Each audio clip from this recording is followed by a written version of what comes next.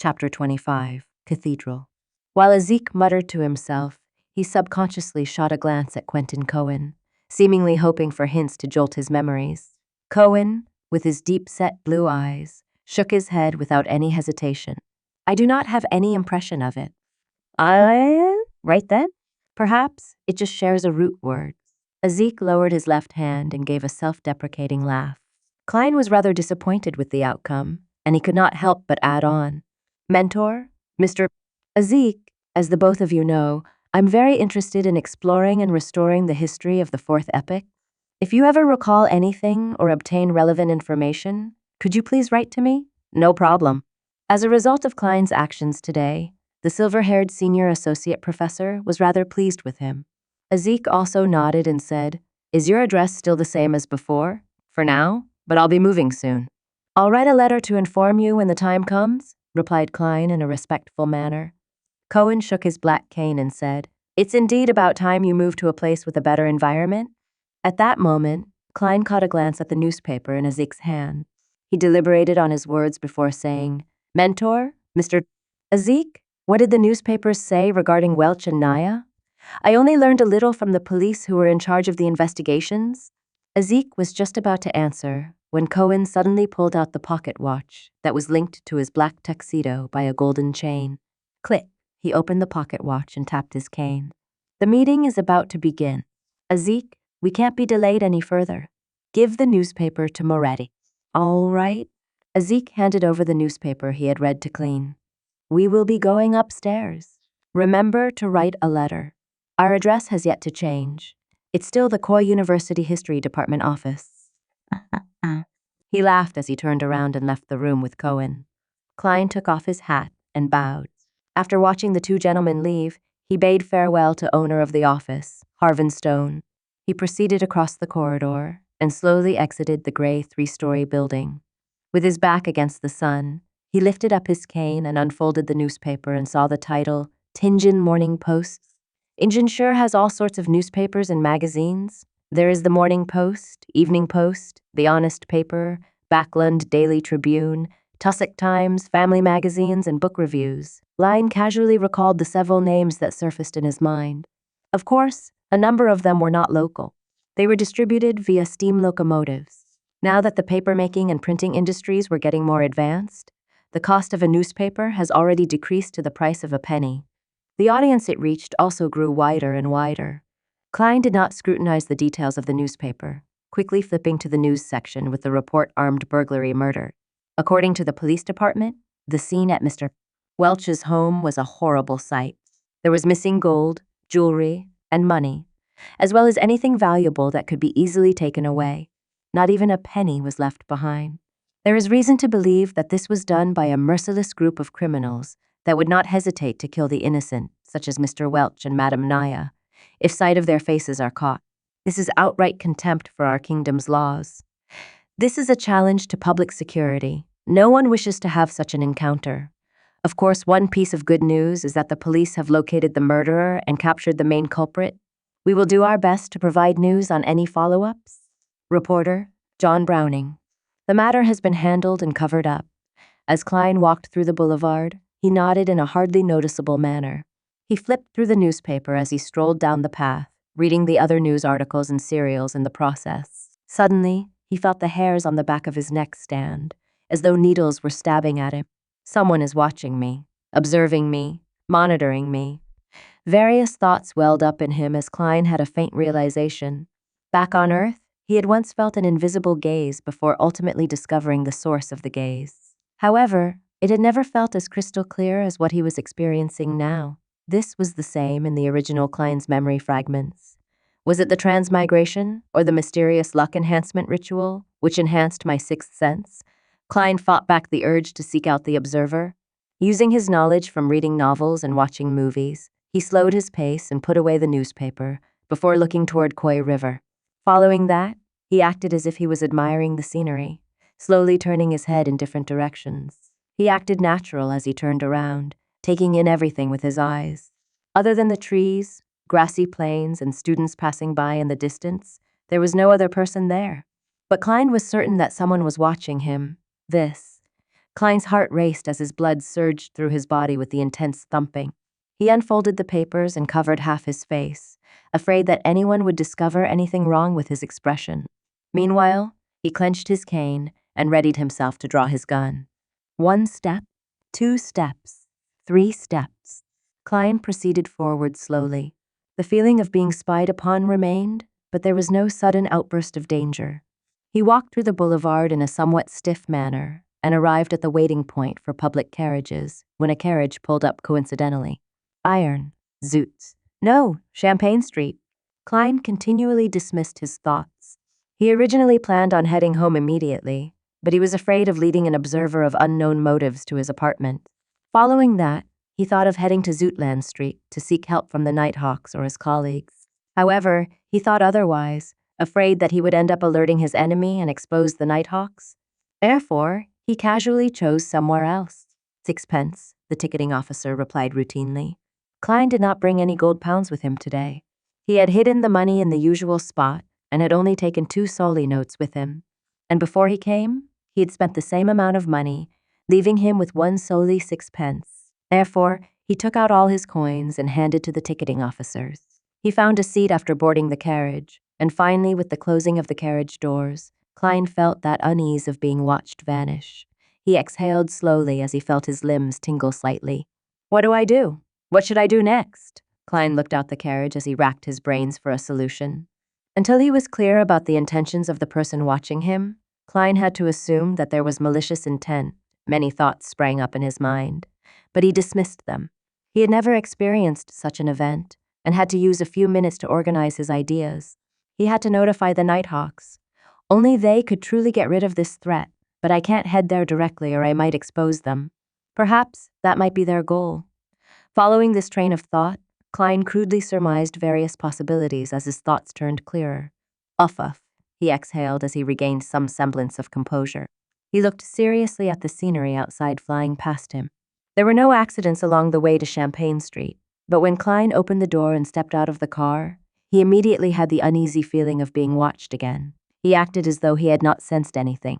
He took the newspaper and his cane, slowly making his way in the direction of Zoutland Street. But he did not enter that street. Instead, he took another route to the red moonlight street behind. There was a beautiful white plaza there, as well as a large cathedral with a pointy roof, St. Selena Cathedral, the Tingen headquarters of the Church of the Evernight Goddess. As a believer, there was nothing odd about him participating in Mass or pray on his day off. The cathedral exhibited a design similar to Earth's Gothic style. It also had a tall, black, and imposing clock tower, situated between blue and red checkered windows. Klein stepped into the cathedral and followed an aisle into the prayer hall. Along the way, the stained windows were comprised of red and blue glass patterns that allowed colored light to shine into the hall. The blue was closer to black, the red the same color as the crimson moon. It made the surroundings seem unusually dark and mysterious. The feeling of being watched vanished. Klein acted unfazed as he walked toward the open prayer hall. There were no high windows here. The deep darkness was emphasized, but behind the arc-shaped holy altar on the wall directly opposite the door were about 20 circular fist-sized holes that allowed the radiant sunlight to enter the hall. It was akin to pedestrians seeing the starry sky when suddenly looking up into the dark night to see the shimmering stars in all their nobility, purity, and holiness. Even though Klein had always believed that gods could be analyzed and understood, he could not help but lower his head here. The bishop was preaching in a gentle tone, as Klein silently made his way down the aisle that split the pews into 2 columns. He searched for an empty area close to the passageway before slowly taking a seat. Leaning his cane onto the back of the pew in front of him, Klein took off his hat and placed it onto his lap together with the newspaper. Then he clasped his hands together and lowered his head. The entire process was done slowly and routinely, as though he was really there to pray. Klein closed his eyes as he silently listened to the bishop's voice in the darkness. Lacking clothes and food, they have no covering in the cold. They are drenched by rains and huddle around the rocks for lack of shelter. They are orphans snatched from the breast, hope lost on them. They are the poor that have been forced off the proper path.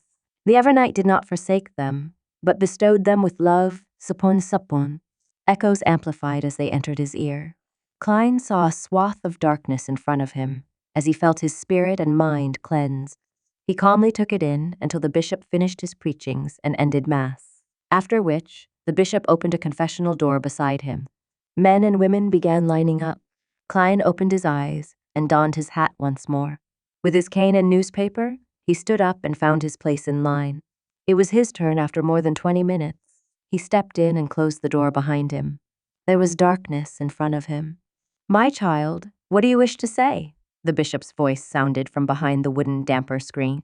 Klein took out the 7th Unit Special Operations Department badge from his pocket and handed it over to the bishop through an opening. "Someone is tailing me. I wish to find Dunn Smith." As though he had been infected by the silent darkness, his tone turned softer as well. The bishop took the badge, and after a few seconds of silence, he said, "Turn right from the confession booth and walk to the end. There will be a secret door to the side. Someone will lead the way after you enter." As he spoke, he pulled a rope inside the room, causing a particular priest to hear a chime. Klein retrieved his badge and took off his hat and pressed it to his chest. He gave a slight bow before turning around and exiting. After confirming that the feeling of being watched was gone, he wore his halved top hat. Without any excessive emotions, he held his cane and turned right until he arrived by an arched altar. He found the secret door in the wall facing his side. He silently opened it before sneaking in quickly. The secret door closed silently as a middle-aged, black-robed priest appeared under the illumination of gas lamps. "What is it?" the priest asked tersely. Klein showed his badge and repeated what he said to the bishop. The middle-aged priest did not ask further questions. He turned around and proceeded forward in silence. Klein nodded and took off his hat. With his black cane, he followed silently in tow. Roseanne had once mentioned that heading left from the crossroads towards Canis Gate would reach St. Selena Cathedral. Chapter 26. Practice. Tap, tap. The sound of footsteps echoed through the dark, narrow corridor, which was otherwise silent. Klein kept his back straight as he kept up with the priest's pace. He did not pose questions or chat idly with him, remaining silent like a windless body of water. After passing through the heavily guarded passageway, the priest opened a secret door with a key and pointed down a stairwell made of stone. "Turn left at the intersection to reach Canis Gates. May Goddess bless you." Klein gestured the sign of the crimson moon on his chest. Commoners practiced etiquette, while the religious partook in ritual blessings. "Praise the lady." The priest returned with the same gesture. Klein did not speak further as he walked down the dark stone stairwell with the aid of the refined inlaid gas lamps on both sides of the wall. Midway, he subconsciously turned back and saw the priest standing at the entrance. He was in the shadows and appeared like an immobile wax statue. Klein looked away and continued to proceed down. It did not take long before he hit ground laid with ice-cold stone slabs. This led him to the intersection. He did not turn towards Canis Gate because Dunn Smith, who had recently finished his shift, was definitely not there. He turned right and saw the familiar path. Klein went back up another flight of stairs and appeared inside Blackthorn Security Company. Seeing doors that were tightly shut or half closed, he did not rush into them. Instead, he went to the reception and saw a brown-haired girl focused on a magazine with a sweet smile. "Hi, Roseanne." Klein came to her side and deliberately rapped the table. "Knock." Roseanne stood up suddenly and knocked over a chair and said in a fluster, "Hi, nice weather today." "You, Klein? Why are you here?" She patted her chest and heaved a few sighs of relief.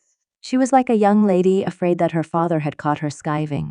"I need to find Captain," answered Klein simply. "You gave me a fright. I thought Captain came out." Roseanne glared at Klein. "Don't you know how to knock? You should be thankful that I'm a tolerant and kind woman." "Well, I do prefer the term lady. Is there a reason why you are looking for Captain? He's in the room opposite Mrs. Oriana. Even though he felt uptight, Klein was so amused by Roseanne, he smiled. He pondered for a moment before saying, "A secret." Roseanne's eyes widened, and while she reeled in her disbelief, Klein did a slight bow before bidding her farewell. He went through the reception's partition and knocked on the door of the first office on the right. Come in. Dunn Smith's deep and gentle voice sounded. Klein pushed the door and opened before closing the door behind him. He took off his hat and bowed. "Good morning, Captain." "Good morning. How can I help you?" Dunn's black windbreaker and hat were hanging on a clothes stand to his side. He was dressed in a white shirt and black vest. Even though his hairline was rather high, his gray eyes were deep, and he appeared much fresher. "Someone is following me," Klein honestly answered without any embellishments. Dunn leaned back and clasped his hands together. His deep gray eyes silently looked at Klein's eyes. He did not follow up on the topic of being followed and instead asked, "You came from the cathedral?" "Yes," Klein answered. Dunn nodded gently. He did not comment on its merits or demerits as he switched the subject back. "It might be that Welch's father doesn't believe the cause of death that we reported and had hired a private investigator from Wind City to investigate the matter." Mid-Seashire's Constant City was also known as Wind City. It was a region with extremely advanced coal and steel industries. It was one of the top 3 cities of Lowen Kingdom. Before waiting for Klein to give his opinion, Dunn continued, "It might also be a result of that notebook." "Hey, we happen to be investigating where Welch received the Antigonus family's notebook. Of course, we can't eliminate other people or organizations that might be seeking out this notebook." "What should I do?" Klein asked in a serious voice. Without a question, he hoped that it was the first reason. Dunn did not immediately answer him. He raised his coffee mug and took a mouthful, his eyes not showing the sliver of a ripple. "Return the way you came? Then do anything you wish." "Anything?" Klein returned with a question. "Anything." Dunn nodded with certainty. "Of course, do not scare them off or violate the law." "All right." Klein took a deep breath and bade him farewell. He left the room and went back underground. He turned left at the intersection and bathed in the light from the gas lamps on the 2 walls. He arrived silently to the empty, dark, and cold passageway. The sound of his footsteps echoed, making him sound more alone and terrified. Soon, Klein arrived at the stairwell. He went forward and saw a shadow standing there. The middle-aged priests, the 2 did not say a word when they met. The priest turned around in silence and made way. He proceeded silently before returning to the prayer hall. The circular holes behind the arched altar were still as pure and bright, while the darkness and silence of the building's interior remained. There were still men and women lining outside the confessional, but much fewer than before. After waiting for a moment, Klein slowly left the prayer hall with his cane and newspaper as though nothing had ever happened, successfully leaving St. Selena Cathedral. The moment he walked out, he saw the burning sun. He immediately regained the familiar feeling of being observed. He felt like he was prey being eyed by a hawk. Suddenly, a question surfaced in his mind. Why didn't the observer follow me into the cathedral? Although I could have still used the dark environment and the priest to conceal my temporary disappearance, would it be hard for him to continue monitoring me by pretending to pray? If he had not done something wrong, there would be no problem walking in with an open and above-board manner, right? Unless the person has some dark history, making him afraid of the person has some dark history, making him afraid of. In that case, the likelihood of it being a private investigator is very slim. Klein exhaled and no longer acted as nervous as he was previously. He took a casual stroll before going around into the back of Zudelin Street. He stopped at an ancient-styled building with mottled walls. The address on the door was 3. Its name was the Zootland Shooting Club. Part of the police department's underground shooting range was open to the public as a way to earn some additional funds. Klein went in, and the feeling of being watched vanished instantly. He took this opportunity to hand over his Special Operations Department badge to the attendant. After a short verification, he was led underground to a small, confined shooting range. "N-meter target," Klein informed the attendant simply. Next, he retrieved the revolver from his armpit holster and the box of brass bullets from his pocket. The feeling of being suddenly targeted made his desire to protect himself win over his procrastination. Therefore, he could not wait to come over to practice his shooting.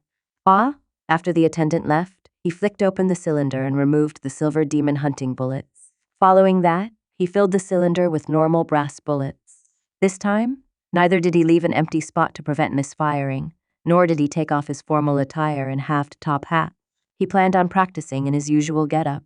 After all, it was impossible for him to shout, "Wait a minute, let me change into something more comfortable after encountering an enemy or danger." Click. Klein closed the cylinder and rolled it with his thumb. Suddenly, he held the gun in both hands, raised it up straight, and aimed at the target more than 10 meters away. However, he was in no hurry to shoot. Instead, he recalled his experience at military training Supon, how to form a line with the iron sights, and knowledge about a gun's recoil. Rustle, While his clothes rustled, Klein repeated his aiming and his holding stance. He was as serious as a student taking a high school exam. After repeating it several times, he retreated to the wall and sat down on a long, soft bench. He placed the revolver to the side, began massaging his arms, and rested for quite a while. He spent a few minutes recalling his practice before he picked up the revolver with the wooden handle and bronze cylinder. He got into standard firing position and pulled the trigger. Bang. His arm trembled as his body moved back from the recoil. The bullet missed the target. Bang, bang, bang. Drawing from the experience he gained, he shot again and again until all 6 rounds were finished. I'm starting to hit the target. Klein stepped back and sat down again as he exhaled. Click. He swung the cylinder out and allowed the 6 shells to fall to the ground. Then, without a change in expression, he inserted the remaining brass rounds and, after relaxing his arm, Klein stood up again and returned to his shooting position. Bang! Bang! Bang! Ringing shots echoed as the target shook. Klein practiced and rested repeatedly. He expended all 30 normal rounds and the remaining 5 from before. He gradually hit the target and started aiming for the bullseye. He swung his sore shoulders and threw out the final 5 shells. He lowered his head and inserted the demon-hunting bullets with the complicated patterns back into gun, leaving an empty spot to prevent misfiring. After putting the revolver back into his armpit holster, Klein patted the dust from his body and walked out the shooting range to return to the streets. The feeling of being observed arose once again. Klein felt calmer than he previously felt as he slowly walked to Champagne Street. He spent 4 pence on a tracked carriage to return to Iron Cross Street before returning to his own apartment. The feeling of being spied upon vanished without a trace. Klein took out his keys and opened the door to see a short-haired man nearing his 30s and wearing a linen shirt seated at a desk. His heart tensed up before relaxing immediately. Klein greeted with a smile. Good morning. No, good afternoon, Benson. This man was none other than Klein's and Melissa's elder brother, Benson Moretti. He was only 25 this year, but his receding hairline and decrepit appearance made him look nearly 30. He had black hair and brown eyes, resembling Klein somewhat, but he lacked the faint scholarly air which Klein had. Good afternoon, Klein. How was the interview? Benson stood up as he grinned. His black coat and halved top hat were hanging on a protrusion of their bunk beds. Horrible, Klein replied in a deadpan manner. When he saw Benson stunned, Klein chuckled and added, In fact, I didn't even participate in the interview. I found a job ahead of the interview, and it pays £3 a week. He repeated what he told Melissa again. Benson's expression calmed down as he shook his head with a laugh. It feels like I'm seeing a child grow up. Well, this job is pretty good. He sighed and said, It's great that the first thing I heard is such good news after being away for work. Let's celebrate tonight and buy some beef, Klein smiled. Sure, but I believe Melissa will feel the pinch. Let's buy some ingredients later in the afternoon. Let's bring at least 3 soli. Well, to be honest, a pound exchanges for 20 soli, and 1 soli exchanges for 12 pence. There are even denominations like the half-pence and quarter-pence. Such a coin system just goes against logic. It's so troublesome. I think it must be one of the most foolish coin system in the world. When he said that, he saw Benson's expression turn stern. Feeling a little unease, he wondered if he had said anything wrong. Could it be that in the lost memory fragments of the original Klein, Benson was an outright extreme nationalist who showed no tolerance for any negativity? Benson took a few steps and refuted him with a stern expression. No, it is not one of, but the most foolish coin system. Not one of. Klein was taken aback, but he quickly snapped to his senses. He looked at his brother in the eye and laughed. Indeed, Benson was great at mocking humor. Benson lifted the corners of his lips and said in all seriousness, You should understand that, to institute a reasonable and simple coin system, one needs to know how to count and grasp the decimal system. Unfortunately, there are too few talents among those important figures. Chapter 27. Siblings' Dinner. It's simply sharp and incisive, Klein burst out in laughter. Using the rich experience he had from his previous incarnation, he added another insult. In fact, there is no evidence to suggest that those important figures have any brains at all. Good. Very good. Benson roared with laughter as he gave a thumbs up. Klein, you are a lot more humorous than before. After taking a breath, he continued, I have to go to the pier in the afternoon. I'm only off work tomorrow. After that, I'll have time to go to Tingen City Housing Improvement Company with the both of you. Let's see if they have cheap and good terrace houses for rent. Also, I need to pay Mr. Frankie a visit. Our landlord? The perplexed Klein asked. Does our current landlord have some terrace houses from pretty good districts under his name? Benson shot his brother a glance and said, amused, Have you forgotten the 1-year rental contract we have with him? It has only been 6 months? Yes. Klein immediately drew a gasp of cold air. He had really forgotten the matter. Although rent was paid once a week, the lease was a year long. If they were to move now, it was equivalent to a breach in contract. If they were taken to court, they would have to compensate large sums of money. You are still lacking in societal experience. Benson touched his receding black hairline and said wistfully, This was a clause I fought so hard back then. If not, Mr. Frankie was only willing to lease it to us for 3 months each contract. To those with money, landlords would sign leases for a year, 2 years, or even 3 years to seek stable income. But for us, the past us, and our neighbors, landlords, would have to be constantly worried that something bad might happen, depriving them of their rent. Therefore, they would only sign short-term contracts. In that case, they can offer to raise prices according to the situation. Klein summarized and added, using the original Klein's memories and his own experience as a tenant. Benson sighed and said, This is the cruel reality of today's society. All right, you don't have to worry. The issue with the contract can be easily resolved. To be frank, even if we owe him a week's rent, Mr. Frankie would have immediately thrown us out and confiscated whatever valuable items we have. After all, his intelligence is below that of a monkey's. There's no way he can comprehend overly complicated matters. Upon hearing this, Klein suddenly recalled a particular Sir Humphrey's meme. He shook his head and said seriously, No, Benson, you are wrong. Why? Benson was puzzled. Mr. Frankie's intelligence is still slightly higher than a monkey's, Klein replied in all seriousness. Just as Benson seemed to smile in response, he added, If he is on form? Benson lost it and burst out in laughter. After a series of rapturous laughter, he pointed at Klein, momentarily unable to put his thoughts in words. Only then, he returned to the topic at hand. Of course, as a gentleman, we cannot employ such shameless tactics. I will discuss this with Mr. Frankie tomorrow. Believe me, he's easily convinced, easily. Klein had no doubts regarding Benson's points. The existence of the gas pipes was excellent proof. After some idle chatter between the brothers, the remnants of pan-fried fish from the previous night were made into a soup with some vegetables. During the boiling process, the steam moistened the rye bread. Smearing a little butter on the bread, Klein and Benson had a simple meal, but they were very satisfied with it. After all, the fragrance and sweetness of butter brought them endless aftertastes. After Benson left, Klein headed to the lettuce and meat market with 3 soli notes and some spare pennies. He spent 6 pence on a pound of beef and 7 pence on a fresh and succulent fish with few bones. Additionally, he bought potatoes, peas, radishes, rhubarbs, lettuce, and turnips, as well as spices such as rosemary, basil, cumin, and cooking oil.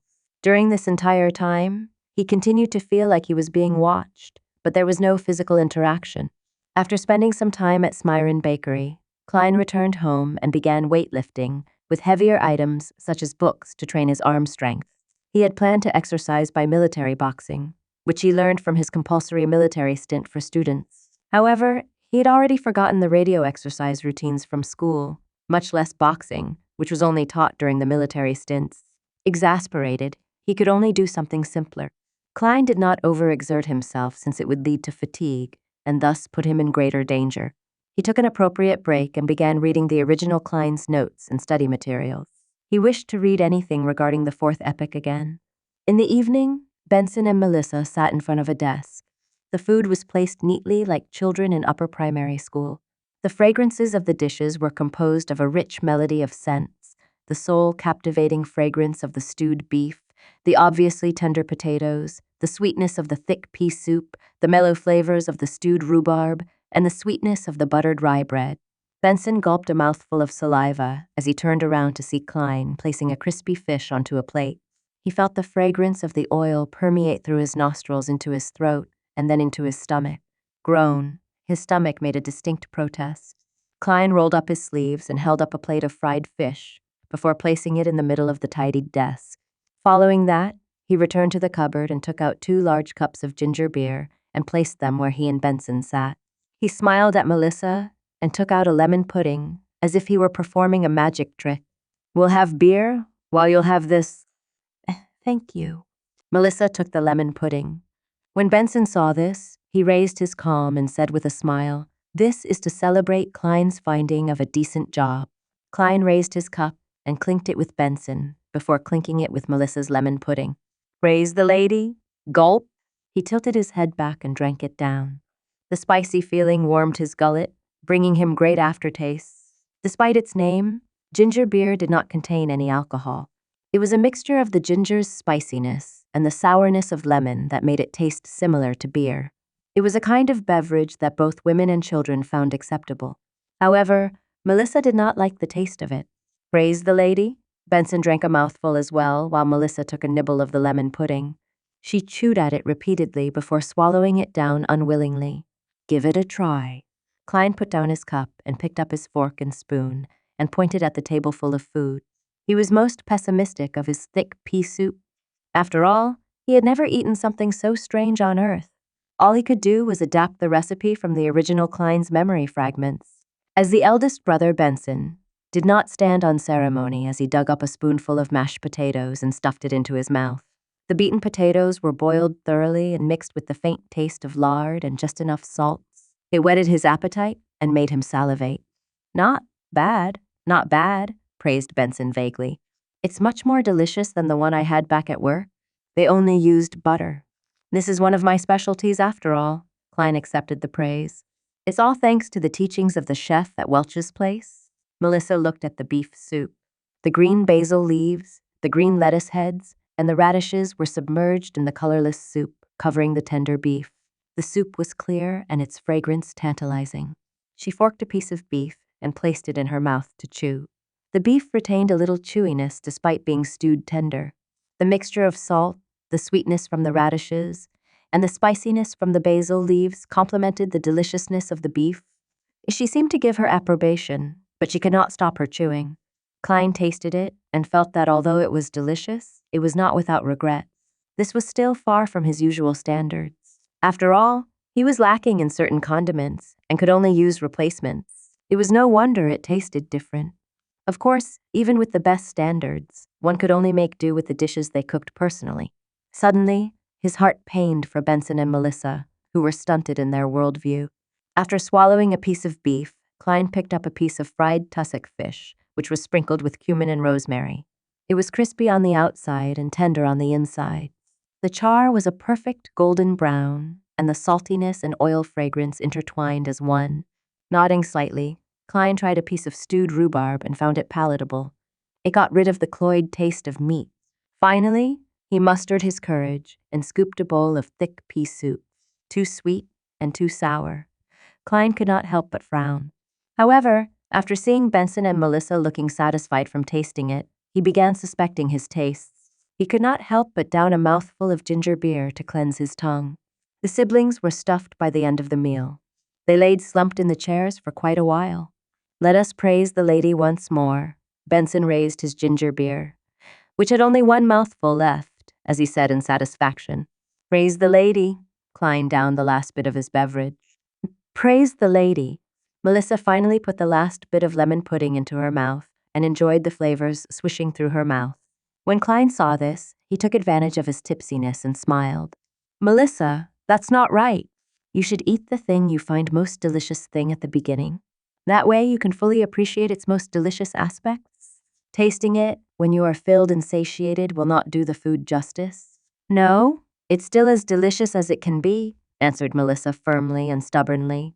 The siblings had a happy chat, and after digesting their meals, they cleaned up the plates, cutlery, and stored the oil which was used to fry the fish. After busying themselves, it was revision time. One refreshed his accounting knowledge, while another continued reading the study material and notes. Time was spent to its fullest. At 11, the siblings extinguished the gas lamp and went to bed after washing up. Klein felt groggy as he stared at the darkness in front of him. A figure wearing a black windbreaker and halved top hat appeared suddenly in Klein's vision. It was Dunn Smith. Captain! Klein jolted awake and knew he was dreaming. Dunn's gray eyes remained calm, as though he was mentioning something trivial. Someone has sneaked into your room. Pick up your revolver and force him to the corridor. Leave the rest to us. Someone has sneaked into my room? The observer has finally taken action? Klein jumped in fright, but did not dare ask further. All he did was nod and say, "All right." The scene before his eyes changed immediately as a swath of colors appeared like the bursting of bubbles. Klein's eyes opened as he carefully turned his head. He looked toward the window and saw a thin but unfamiliar back standing at his desk, rummaging for something in silence. Chapter 28. Secret Order, Badum. Badum.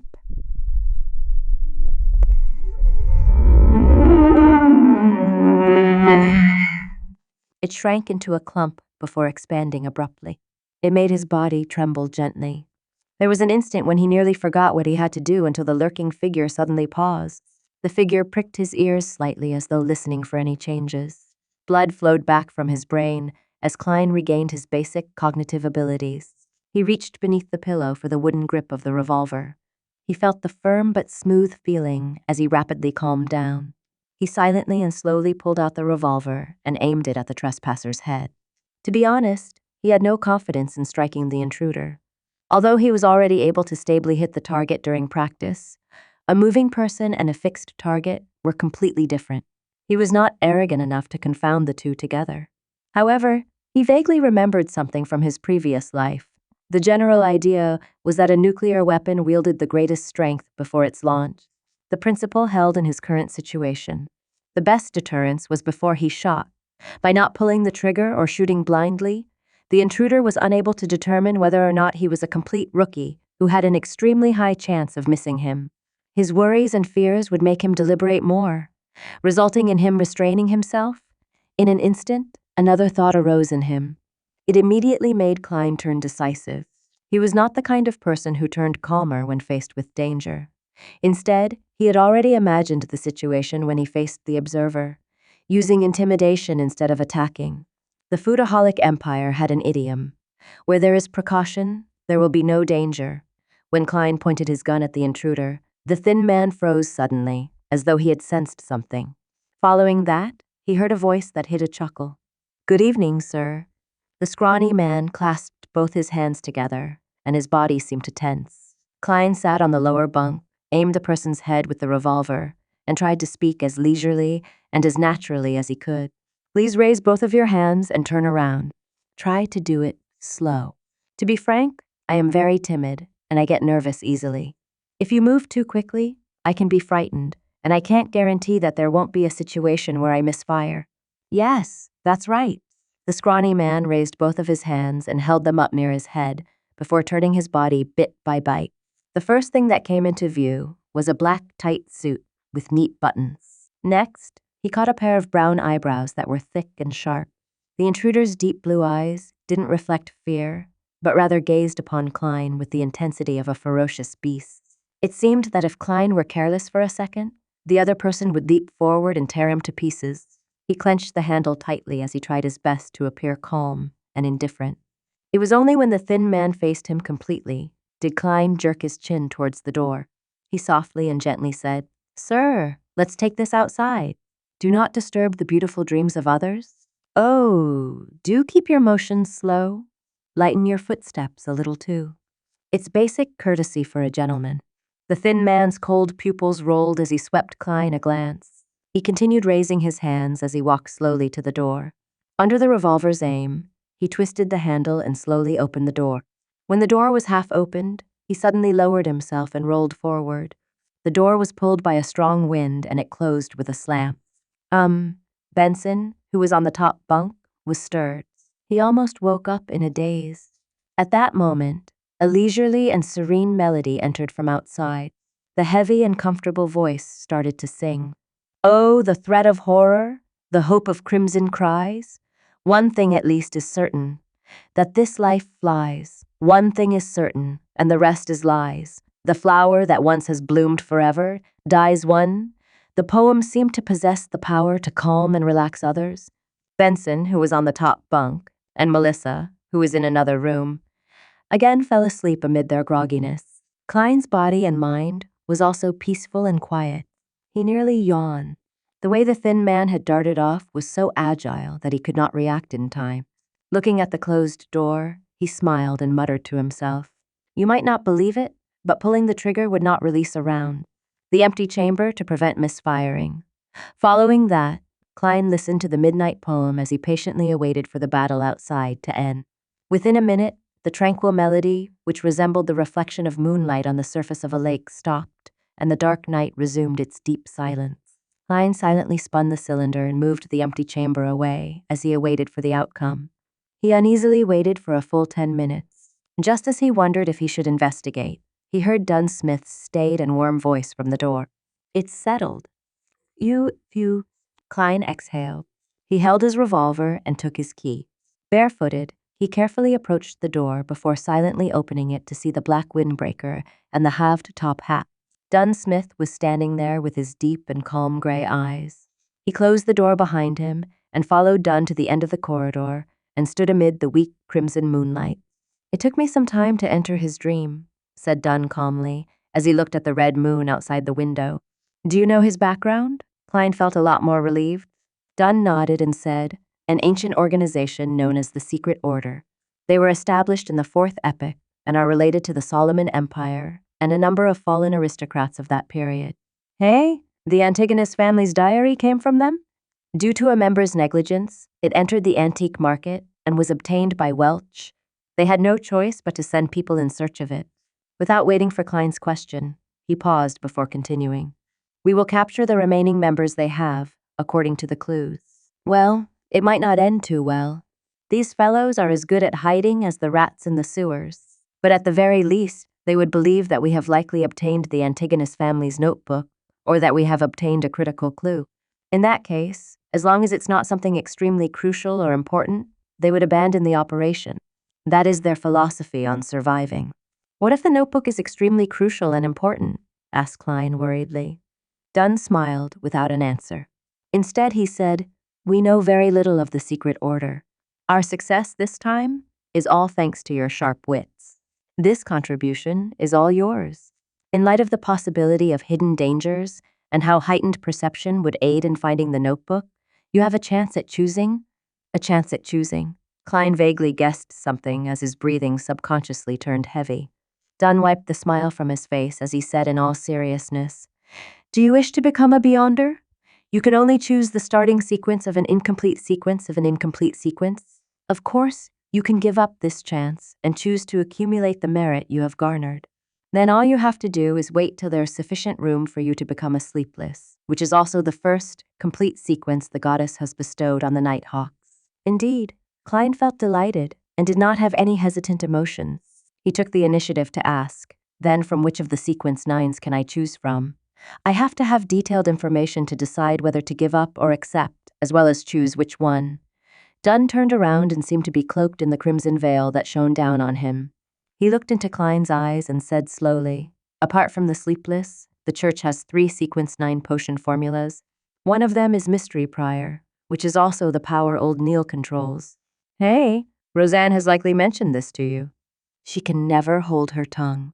Klein smiled awkwardly, at a loss for an answer. Thankfully, Dunn did not mind it as he continued. "Our Mystery Prior potion formula, and the later sequences that aren't directly chained, were obtained from the Moses Ascetic Order. Back then, it was said that they had yet to fall to corruption. They persisted in their morals and precepts, determined in their pursuit of knowledge. They kept their secrets strictly confidential. Anyone that entered the order would be barred from speaking for 5 years after becoming a Mystery Prior.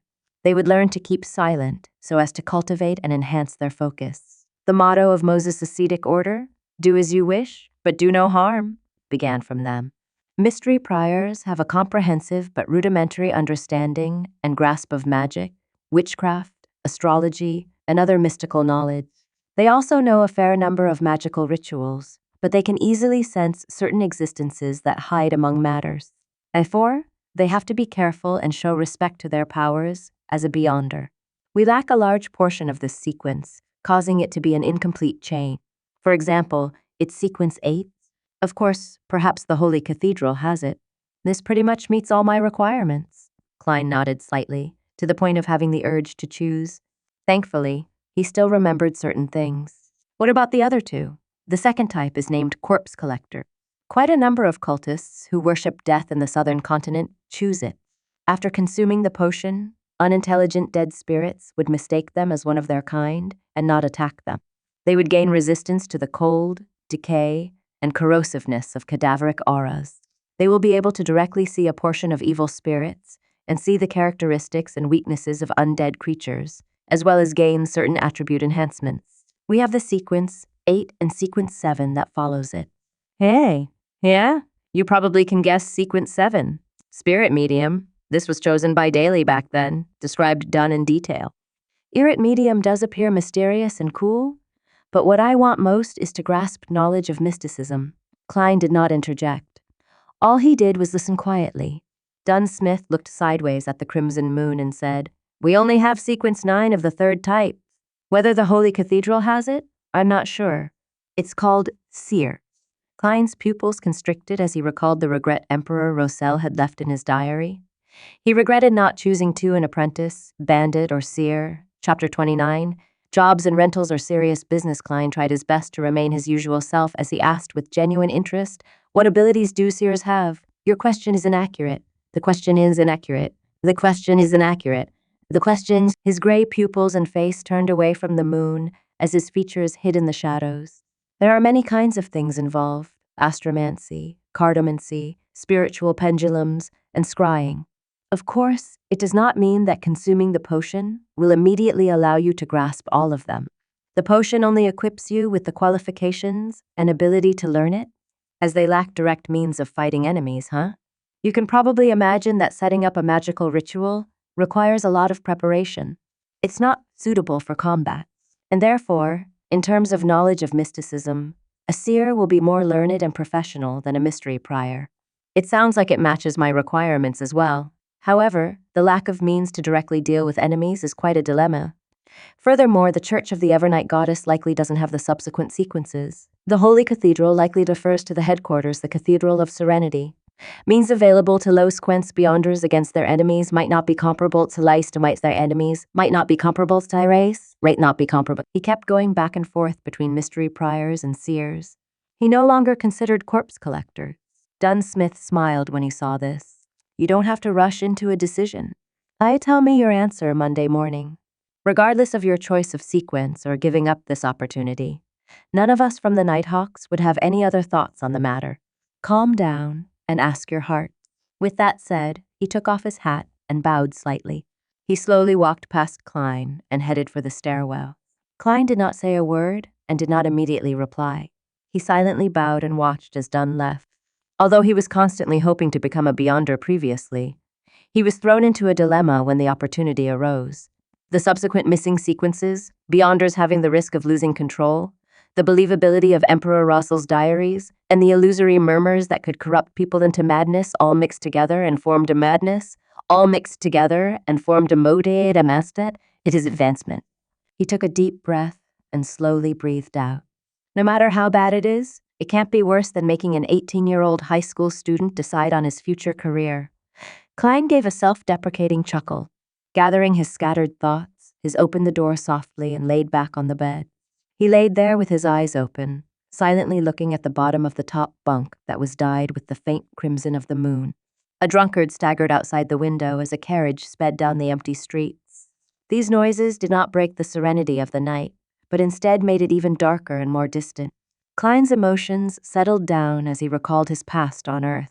He recalled how he liked exercising, his father who always spoke loudly, his mother who enjoyed busying herself despite having a chronic disease, his friends who grew up with him, going from playing sports like soccer and basketball to games and mahjong, as well as the person he made a failed confession to. Is there as many ripples or deep sentimental feeling? Ripples or deep sentimental feeling tantil selsi. Perhaps one will only learn to cherish things after they have lost them. When the crimson receded and the sky turned golden yellow from the flaming ball's illumination, Klein had made his choice. He got out of bed and headed to the public bathroom to wash his face to wake himself up. Then, he took a one-solely note to Mrs. Wendy's to buy 8 pounds of rye bread with 9 pence, replenishing the staple food that had been consumed the previous night. The price of bread has begun stabilizing, he commented after breakfast as Benson changed. It was Sunday, so both he and Melissa finally had the chance to rest. Klein, who was already in proper attire, was sitting on a chair and flipping through the outdated newspapers he brought back from yesterday. He said in surprise, "There's a house for rent here. North Boroughs 3 Wendell Street, a bungalow with 2 floors. There are 6 bedrooms, 3 bathrooms, and 2 big balconies upstairs. Downstairs, there's a dining hall, a living room, a kitchen, 2 bathrooms, and 2 guest rooms, as well as an underground cellar. In front of the house are 2 acres of private land, and there's a small garden behind. It can be rented for 1, 2, or 3 years, with a weekly rent of £1.06 solid. Those interested can head to Champagne Street and look for Mr. Gousset. That's our goal for the future." Benson wore his black halved top hat as he smiled to say, "The rent for the places in newspapers is usually a little too expensive. The Tingen City Housing Improvement Company has options that do not pale in comparison to that for cheaper. Why are we not searching in the Tingen Housing Improvement Association for the working class?" Melissa walked out from her room holding an old veiled hat. She had changed into a grayish-white long dress that had been mended several times. She was silent and introverted, but that could not mask her youthfulness. Benson laughed. "Where did you hear of the Tingen Housing Improvement Association for the working class? Jenny? Mrs. Rochelle? Or is it from your good friend Selena?" Melissa looked to the side and whispered a reply. Mrs. Rochelle. While washing up last night, I happened to meet her. She asked me about Klein's interview, and I told her roughly what happened. Then she suggested I find the Tingen Housing Improvement Association for the working class." Benson noticed Klein's puzzled expression and shook his head in amusement. "They are targeted at the poor." "Well, a precise description is that they are a housing association for the lower strata of society. They build and renovate houses that basically have communal bathrooms. They only provide 3 choices: a single, double, or triple bedroom. Do you wish to continue living in such an environment? The Tingen City Housing Improvement Company shares similar businesses as them, but they also provide choices for the lower middle class. To be honest, we are a little better than lower middle class, but we still quite worse off than true middle class families. It's not a matter of salary. It's just that we did not have the time to save up." Klein came to a realization as he put away the newspaper. Picking up his top hat, he stood up. "Then, let's set off. I remember that the Tingen City Housing Improvement Company is on Daffodil Street," Benson said as he opened the door. "They are like the Tingen Housing Improvement Association for the working class, known as 5% charities. Do you know why?" "I don't know." Klein raised his cane and walked to Melissa's side. The girl with black hair that reached down her back nodded.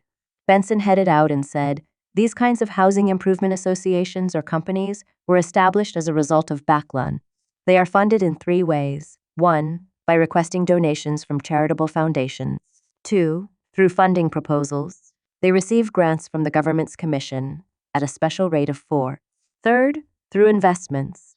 By taking a portion of the rent received, they will give their investors 5 returns. That's why they are called 5% charities." The siblings went down the stairs and slowly walked toward Daffodil Street. They decided to confirm a place before talking to their present landlord, Mr. Frankie. They did not want to be in a situation where they were forced to move when had no place to stay. "I heard from Selena that there are housing improvement companies that are purely run as charities?" Melissa asked in thought. Benson chuckled. "There are, such as the Deweyville Trust, which Sir Deweyville donated money to establish. He builds apartments targeted for the working class. He also provides dedicated estate management personnel, while only charging rather low rents. However, the criteria for applying is very strict. It sounds like you aren't fond of the idea." Klein acutely sensed it as he asked with a smile. "No, I respect Sir Deweyville a lot, but I'm certain he does not know what true poverty is. Staying in his apartment is like a priest giving hope. It's not very pragmatic. For instance, tenants have to receive the main vaccines, and they have to take turns cleaning the bathroom. They are unable to sublease their apartments or use it for commercial activities. They aren't allowed to throw their rubbish wantonly, and children are prevented from playing in the corridors." "Goddess, does he wish to make everyone ladies and gentlemen?" Benson answered in his usual tone. Klein creased his brows in doubt. "Doesn't sound problematic. Those are all very reasonable criteria." Yeah. Melissa nodded in agreement. Benson cocked his head and looked at them before chuckling. Perhaps I have protected the both of you too well that you have not seen actual poverty. Do you think they would have the money for the main vaccines? The line for free charitable organization sets them back 3 months? Do you think their work is stable and not temporary? If they cannot sublet parts of their apartment to receive some extra income, are they to move out when they lose their jobs? Besides, many ladies mend clothes or make matchboxes at home to maintain their livelihood. Those are included as commercial activities. Are you going to chase them all out? Most of the poor use all their efforts to survive. Do you think they have the time to discipline their children and stop them from running along the corridors? Perhaps they can only be locked at home until they're old enough, then sending them to places that accept child labor when they are around 7 or 8 years old.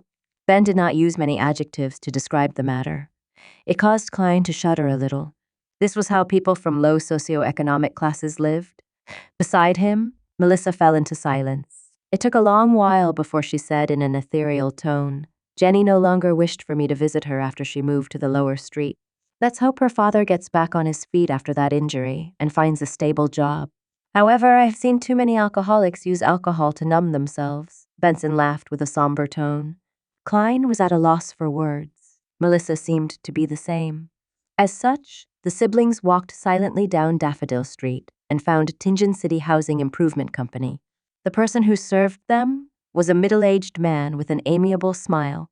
He did not wear a formal attire or a hat, but instead wore a white shirt and black vests. You can call me Scarter.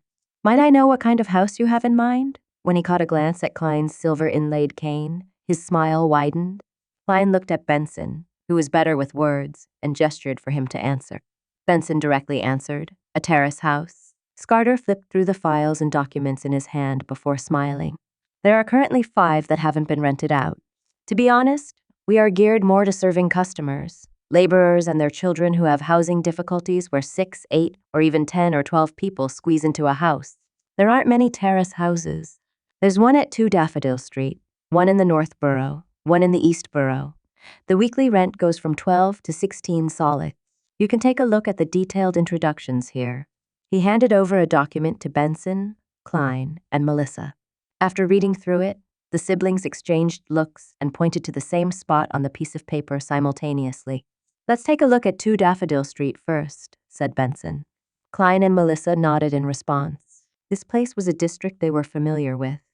Chapter 30. Brand new, beginning 2, 4, and 6 Daffodil Street were terrace buildings with multifaceted hipped roofs. Their exteriors were painted grayish-blue, and 3 chimneys stood erected. The place obviously did not have lawns, gardens, or porches. The entrances directly faced the street. Tingen City Housing Improvement Company's Scarter took out a bunch of keys, and while opening the door, introduced our terrace houses do not have foyers, so you enter directly into the living room. There's an oriel window facing Daffodil Street, so there's pretty good lighting. Klein, Benson, and Melissa were greeted by a fabric sofa bathing in the golden rays of the sun, and an area more spacious than their previous 2-bedroom apartment. This living room can be used as a guest hall. To its right is the dining room, and on the left is a fireplace that will keep you warm in winter. Scarter pointed around with great familiarity. Klein looked around and confirmed that it was a crude, open-style concept. The dining room and the living room were not separated by any partitions, but they were also far from the oriel window, making those spots rather dim. There was a rectangular red wooden table surrounded by 6 hardwood chairs with soft cushions. The fireplace on the left wall looked exactly like the ones in foreign movies and TV series that Klein used to watch. Behind the dining area is the kitchen, but we do not provide any appliances.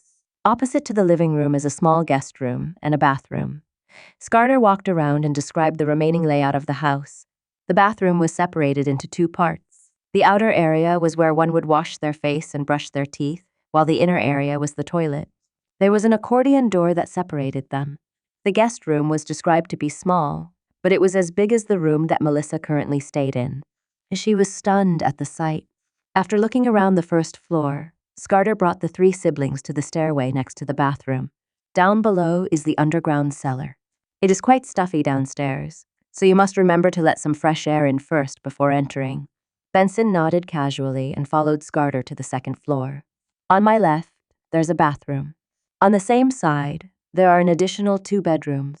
It's the same layout on my right, but the washroom on this side is next to the balcony." As he spoke, Scarter opened the bathroom door and stood sideways so that he would not obstruct Klein, Benson, and Melissa from looking in. The bathroom had an extra bathtub. Like the other bathroom, there was an accordion door next to the toilet. Although it was a little dusty, it wasn't dirty, smelly, or cramped. Melissa looked in a daze until Scarter walked to the bedroom next to it. Only then did she stop looking and follow the rest slowly. She took another few steps before looking back. Klein, who was experienced in life, was delighted and excited as well. Even though their landlord often supervised their cleaning up of the bathroom, it still was not clean enough.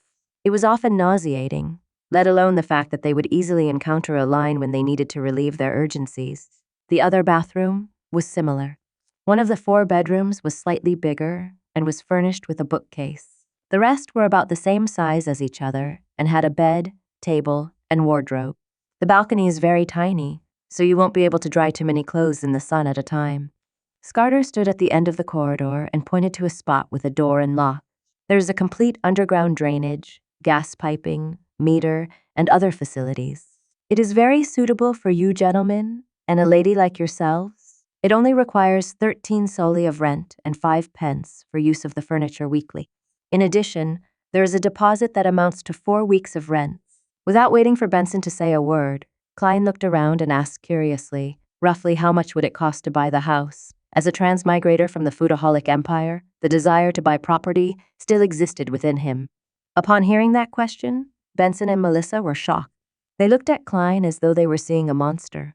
Scarter replied calmly and firmly, "Buy. No, we do not sell property. We only provide rental properties. I'm just trying to have a general sense of the prices," Klein explained awkwardly. Scarter hesitated for a few seconds before saying, "Last month, the owner of 11 Daffodil Street sold a limited-period land deed with a similar property sitting atop the land. £300 for 15 years. It is much cheaper than renting directly, but not everyone can fork out such a large sum of money. If one would like to buy it over completely, the owner's posted price £850. £850? Klein quickly made the mental calculations. My weekly pay is £3. Benson Eanes, £1 and 10 soldi. Rent is 13 soldi, and if we eat well every day, we would spend nearly £2 a week. On top of that, there are expenses such as clothes, transportation, social expenditures, so on and so forth. We can only save less than 20 soldi a week. 1 year adds up to about £35. £850 would require more than 20 years. Even if we bought the land for a limited period of time for £300, it would take us at least 8 or 9 years. That doesn't include getting married, living independently, raising children, traveling, and so on. In a world without individual housing loans, most people are likely to opt for rental. Realizing this, he stepped back and stole a glance at Benson. He beckoned him to talk to Scarter about the rent.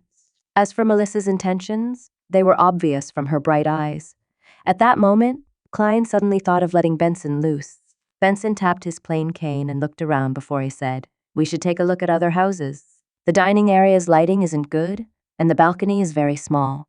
Look, only that bedroom has a fireplace, and the furniture is too old. If we move in, we have to at least change half of these," he pointed out faults in a hurried tone, spending 10 minutes to persuade Scarter to lower the rent to 12 soldi and the furniture usage fee to 3 pence, while rounding up the deposit to £2.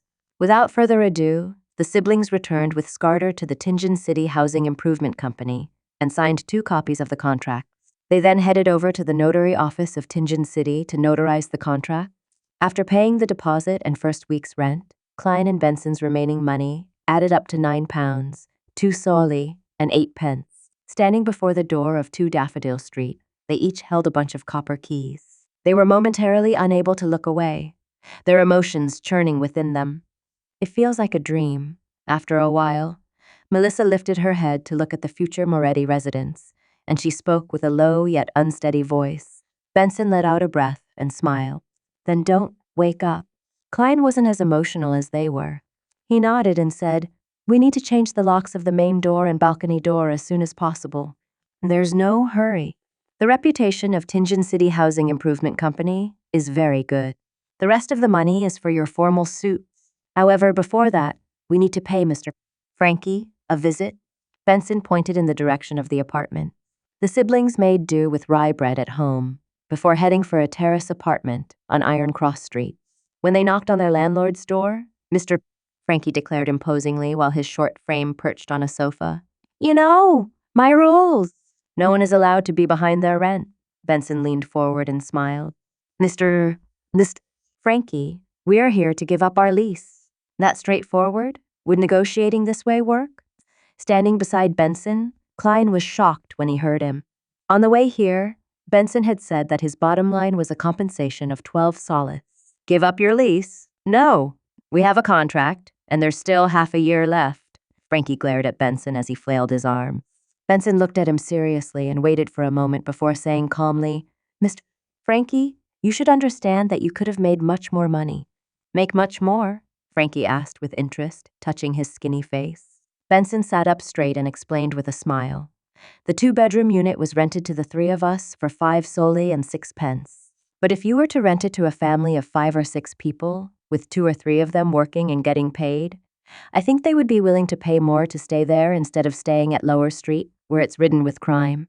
I think 5 soldi 10 pence or 6 soldi would be a reasonable price." Frankie's eyes brightened up and his throat moved as Benson continued to say, "Besides, you are certainly aware that rental prices have been increasing in recent years.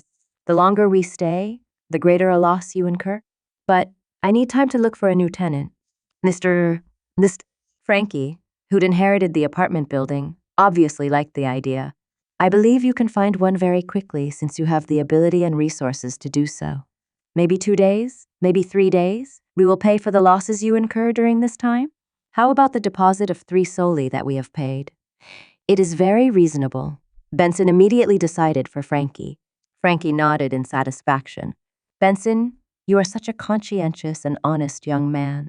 All right then, let's sign the termination of contract." Klein was dumbfounded watching this happen. He completely understood how easy it was to convince Mr. Frankie. That's way too easy. With the problem of the previous contract resolved, the 3 siblings first helped Klein buy his formal wear and then got busy with moving houses. They didn't have anything heavy or bulky, as bulkier items belonged to the landlord. Thus, Benson and Melissa rejected Klein's idea of hiring a carriage and instead carried their things themselves. They went back and forth between Daffodil Street and Iron Cross Street. The hot sun outside the window set in the west, and golden rays shone through the oriel window, scattering across the desk's surface. Klein looked at the rack that had books and notebooks arranged neatly before putting an ink bottle and a fountain pen on the table, which he had wiped cleaned earlier. "It's finally over." He let out a breath of relief and heard his stomach growl. He loosened his rolled-up sleeves as he walked towards the door. He had a bed that belonged to him. The bedsheet and blanket were white, old but clean. Klein twisted the doorknob and walked out of his bedroom. Just as he was preparing to say something, he saw both doors on the opposite side open simultaneously as Benson and Melissa came into his view. Looking at the dust and dirt marks on their faces, Klein and Benson suddenly burst out into laughter, sounding abnormally cheerful. Melissa bit her lips lightly, but the laughter was contagious. She eventually let out a soft laugh. The next morning, Klein stood before a full-length mirror with no cracks, seriously smoothing out his collar and sleeves of his shirt. The outfit included a white shirt, black tuxedo, silk top hat, black vest, a set of trousers, boots, and a bow tie. He felt the pinch of paying £8 in total. However, the effect was great. Klein felt that his reflection in the mirror exhibited greater scholarly qualities and made him look more handsome. Click. He closed his pocket watch and put it into his inner pocket. He then took his cane and hid his revolver. He took the tracked public carriage and arrived at Zutan Street. The moment he entered the Blackthorn Security Company, he realized that he was so used to his previous lifestyle that he had forgotten to give Melissa extra money, but allowed her to walk to school instead. Shaking his head, he took note of it before stepping into Blackthorn Security Company. He saw the brown-haired girl, Roseanne, making coffee. A rich aroma permeated throughout the office. "Good morning, Klein." "The weather is great today," Roseanne greeted him with a smile. "To be frank, I have always been curious. In such weather, don't you men feel hot wearing those formal suits? I know for a fact that Tingin's summer isn't as hot as the South's, but it is still summer." "It's the price of style," Klein replied humorously.